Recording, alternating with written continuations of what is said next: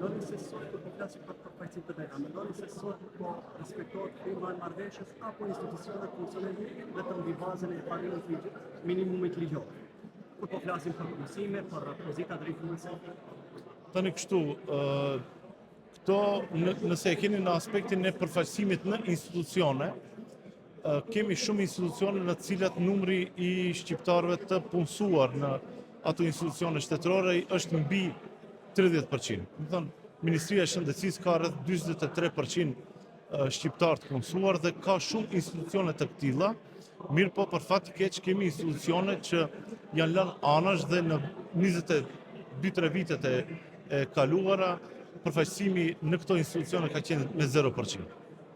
Dhe kjo diskrepancë e cila është praktikuar në të kaluarën do të gjejë një bazë ligjore tani që komisioni apo trupi koordinativ i qeverisë do të ketë parasysh gjitha këto institucione dhe përfaqësimi i shqiptarëve aty, edhe i shqiptarëve po edhe i etnive tjera, të rritet dhe të ketë një përfaqësim dinjitos brenda çdo institucioni. Keni ndonjë numër parafarsisht se sa shqiptarë ka punësuar? Parafarsisht. Ka do të keni numër statistik se përket vlenin që ka shqiptarë në këto institucione? Tu, me numër total nuk mund ta them, po me përqindje mund ta them me saktësi, për shkak se kjo që do ta them është e bazuar në raportet e avokatit të popullit.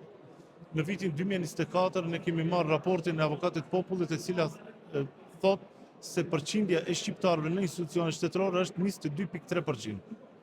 Kurse tani me raportin e vitit 2025 me udhëheqjen e vlenit në qeverisje është menaxhuar situata në atë mënyrë që përfaqësimi i shqiptarëve tani është 22.8%, që nuk kupton se 0.5% është rritur përfaqësimi i shqiptarëve në institucionet shtetërore, duke mos pasur as balancuesin e as ligjin për përfaqësim të drejtë dhe adekuat.